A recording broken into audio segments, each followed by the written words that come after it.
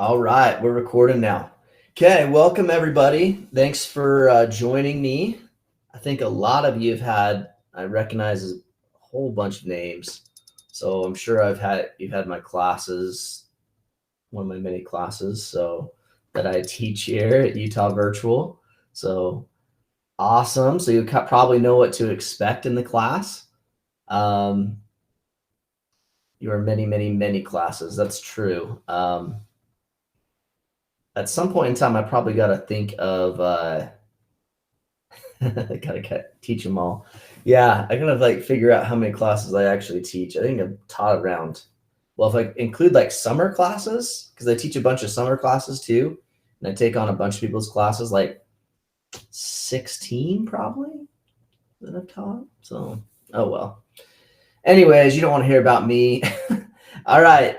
I got a Nearpod that I usually have you follow along with when you come to live class. So this is it right here. So you know this lesson is being recorded for learning purposes. And then let's see here. Virtual expectations. One, as this is just for live class, make sure you're following along with the Nearpod lesson. If you can't, that's cool. Just answer the questions via chat or whatever, just so I know you're listening. Use the chat tool respectfully and appropriately. Respond to questions and instructions the first time. And that's really like kind of it. So let me just go through the course real quick, because this is our first time we're meeting since we had a holiday on Monday. So you should have done a little bit already. So the first week, hopefully you watched this recording and then you did less quizzes 1 through 5. And I'll show you how to do that in just a second. So this week we have quizzes 6 through 13 that are due, and this is the recording, but you don't have to watch it since you're here in live class. If you hit the content button, this is what's going to turn up to be, okay? So there are 5 units. You basically do like 2/3 a unit every week, okay? So it's really easy. What you'll do is you'll just watch the video, take the quiz, watch the video, take the quiz, and that's really how it's set up. If you don't get as well as you want to on a quiz, retake it, okay? I got it open for you to do. So right now, today, we're going to be talking about setting goals and financial plans, and then we're actually going to bump into Unit 2, which talks about sources of income, that kind of stuff. And so that's what we're going to do, like, let's see here, setting goals and identifying sources of income and stuff like that. So this class is probably like, out of all of them, everybody says like, why do I need to learn this stuff? Personal finance is the one that you probably need to learn the most, right? Because if you do not have like the financial skills, you're going to be poor the rest of your life, right? And you want to at least have enough money to like do what you want to do, right? And that's kind of what this course is all about. Okay. All right. So we're talking about where we should be in the course. So how we're going to do this, we're going to watch some videos that we have on there, and then we're just going to talk about it. Okay. This is more just kind of like discussion, getting into the right path that you need to be just successful overall in life and have like some type of strategic plan, okay?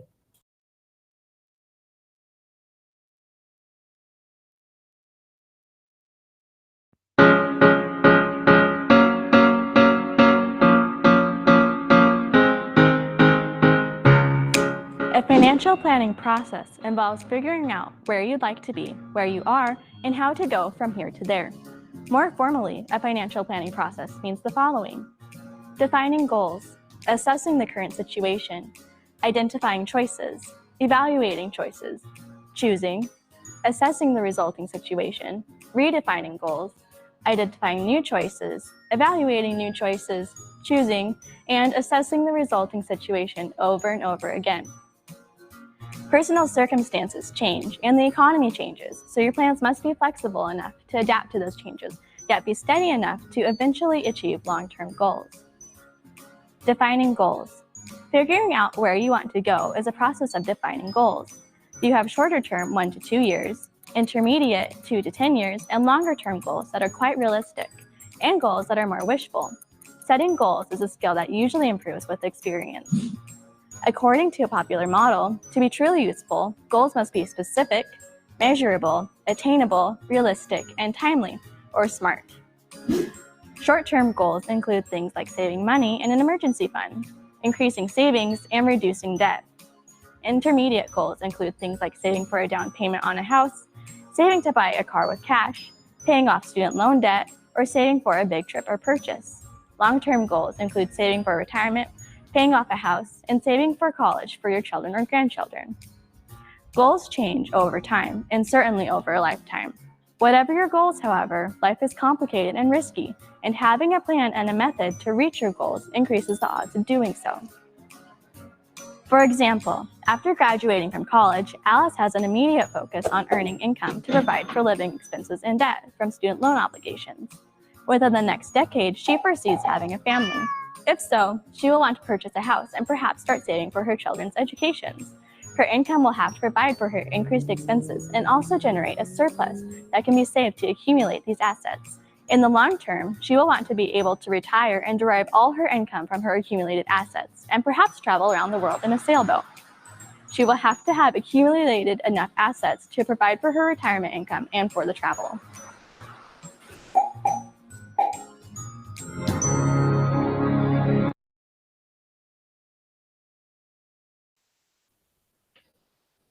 All right. So that may have been a little bit of a cheesy video, but let me tell you, it's pretty true. So we need to have goals that we set out financially, so we just don't get to a point where we can't work anymore, or we don't want to work anymore, right? And we just don't have anything available to us, right?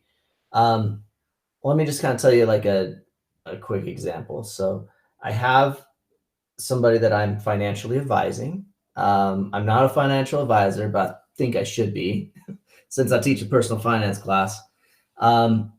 So what this gentleman does is he goes and he has his wife and kid, and he goes on fishing boats in Alaska, and he makes really good money on these fishing boats. Well, what he does is the fishing boat, when he's not on it, it still pays him through a certain amount of time. So what he'll do is he'll go on a fishing boat. It's fishing exploration for, let's say, 90 days.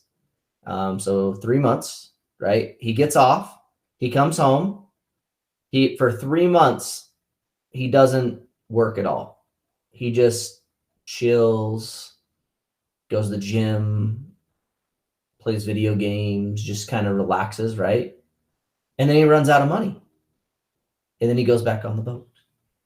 And he doesn't make any type of savings or didn't do anything. Bro, got the dream.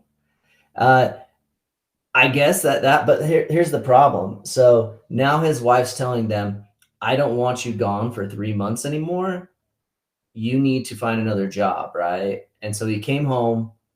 He tried to find another job, couldn't find one that was good enough paying for their lifestyle.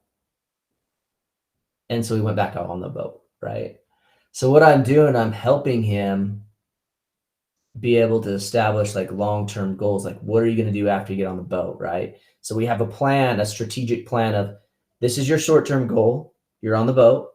When he comes home, I got a job lined up for him, and he's good for like 2 years. And then after that, it's like, what's the next step, right? And so you have different goals of how you're going to do it. So you don't just like kind of going back and forth, but you're not progressing anywhere, right? So, okay, so we got some goals up here that you guys thrown up. So some people have graduate and get into college. Awesome. That's a good goal. Pay off a motorcycle. Yeah, paying off debt is a good thing. I want to make an investment of some sort. I have to at least $1,000. Okay, yeah, good. It's always good to have like what they call emergency fund in there. Some people say about $1,000 emergency fund. Then you want to build up to 3 to 6 months of living expenses, right? So if I needed to, if like, let's say the crap hit the fan, is that what they say, right? I could live for 3 to 6 months on just my savings, right? That I have right now. I have enough money saved up for that. Okay. Then just get out of debt, that kind of stuff. To get a new car, okay? So why do you want a car, right? A car is a good thing to get around so you can make more money, so you can travel to your job, so you can be able to access more different things.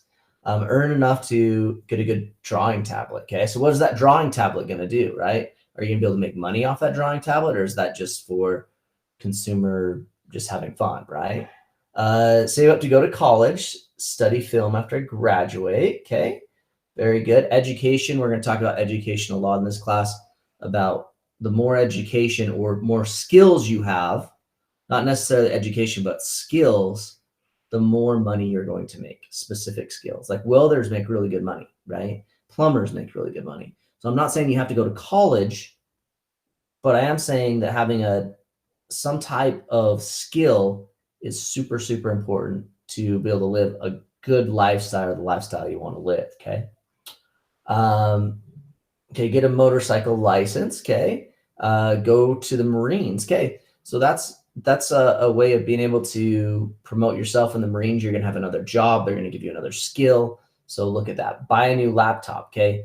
What is that gonna open up for you, buying a laptop? Go to BYU, okay, perfect. If you want to go to a different college, that kind of stuff, to be able to gain more information and be able to have more skills. I want to save up to college and move out into an apartment when I'm around 20 years old. Perfect. Graduate and get a license and save money to move out. Good. Lot of good goals there, right? But you always got to think of what's next, right? What's the next step here, right? We may have a short-term goal, get a car. Well, what is the car going to get me? Am I going to, with that car, is that going to give me more access to a job, a higher paying job? You got your license, maybe you can be an Uber driver or the people that bring things to your door. DoorDash. I always forget that. I never do DoorDash because they're way too expensive. Okay. All right. Here we are. Let's listen to this.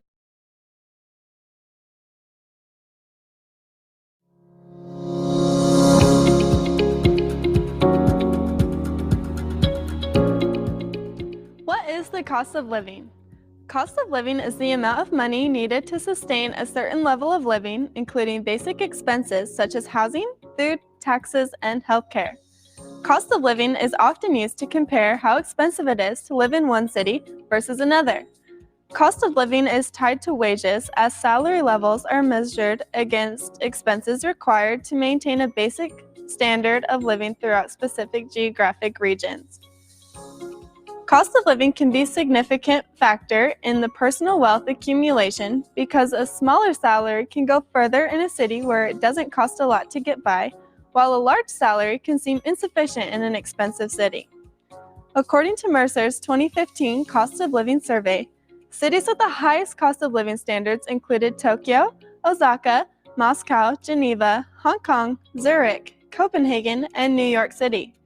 U.S. cities with a high cost of living as of 2015 included Honolulu, Los Angeles, Washington, D.C., and San Francisco.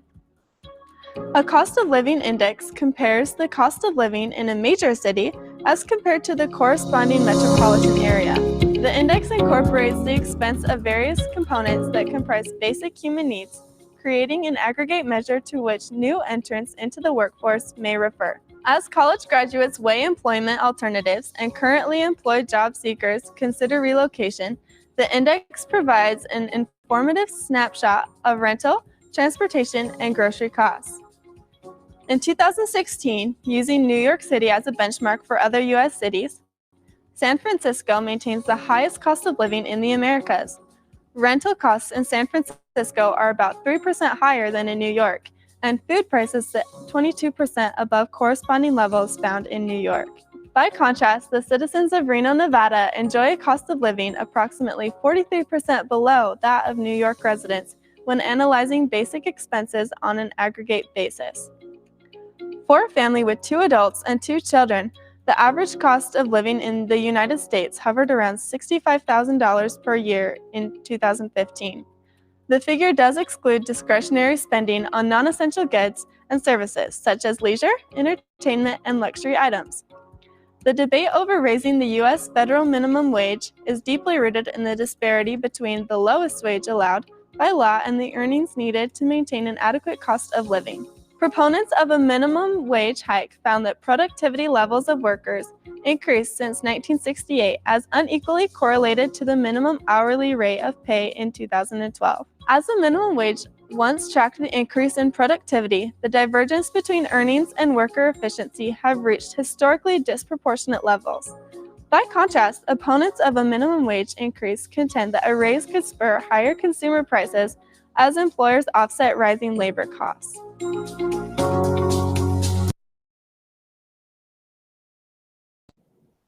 All right. So that's something I want you guys to consider. So as we are, let me go to this other website and I'm going to push this out to everybody. So you're thinking about goals. Some of you guys talked about moving out. Okay. Moving out's awesome, right? Like, I don't want to live with my parents, right? Some people that got really cool parents, but I'm pretty sure my parents would not like would not like me living with them. So what you need to do is you need to look and see how expensive things are, okay, in certain areas. So for example, NerdWallet, I don't want to sign in. Okay.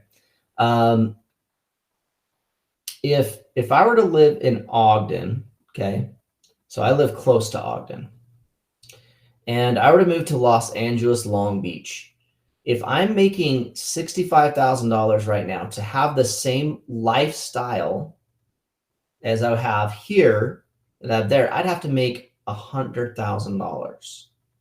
Okay.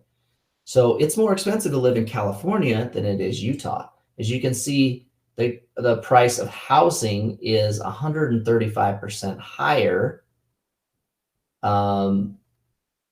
Gas is higher. Food costs are all higher. Entertainment's higher. Healthcare is higher. Okay. So everything, look how high healthcare is. Healthcare is high everywhere. But if you need to find if you're looking for a place that's maybe not super, a place to live, Alabama, I'm pretty sure Alabama is a little bit cheaper. Okay. So if you take $65,000, you can live on less in Alabama, as you can see. Okay. So they're lower in food or housing. They're lower in transportation, entertainment. The only thing that's higher, it looks like, is healthcare. Okay. So when you're looking at consideration, even moving from like Ogden, let's think, to St. George, right? So somebody I think was saying they lived in St. George. So it's actually more expensive to live in St. George in some aspects, like housing is higher, but transportation's lower. The cost of food is higher, but entertainment and healthcare are lower, which is kind of interesting. So, I guess it's higher in St. George, lower in there. Time to stay in Provo. Well, let me see here. I think Provo, let me see here. The thing is, Utah is getting really expensive to live in, actually. So comparatively to some other places, maintain the same standard of living, you'd have to make more. So it's more expensive to live in Provo, actually, or in Provo than it is Ogden. But if you look at some other places like Hawaii, would you ever guys want to move in Hawaii? I would. No? It's fun to do this out of the country because a lot of people, what they've done is, because you can do remote jobs and stuff like that, they move to a country that's very, I guess, poor. And so you can make let's say you make $65,000 in that country, it's like you're making $500,000 basically. You're living that type of lifestyle. Look at this, how more expensive it is. The average house is 1.5 million in Honolulu. So everything's super high. But yeah, I've done this where I've done like international stuff, and it's really kind of cool to see where you can live for really cheap and stuff like that. Okay, so those are some things to consider as we are going through here. What I want you to do is jump on that NerdWallet thing real quick, and I want you to type in, I'm going to push that out to you again. Where did you want to move to? And was it a higher or lower cost? Okay. I'm going to have you put that in there real quick, and I will be right.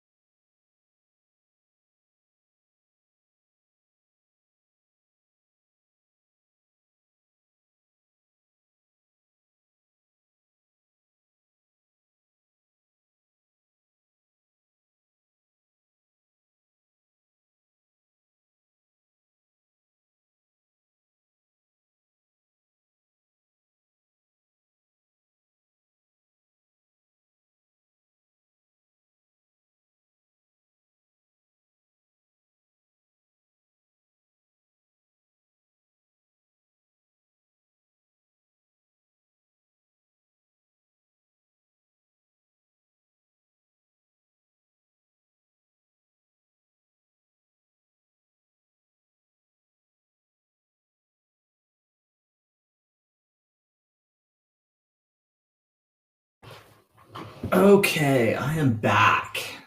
Okay, so higher cost, not sure where I want to move though. Okay, somebody said New York. The cost is higher. Wonder how much higher. Going to Ogden to Salt Lake, 8% higher in Salt Lake. Okay, so just that little like 30, 40 miles, see a lot.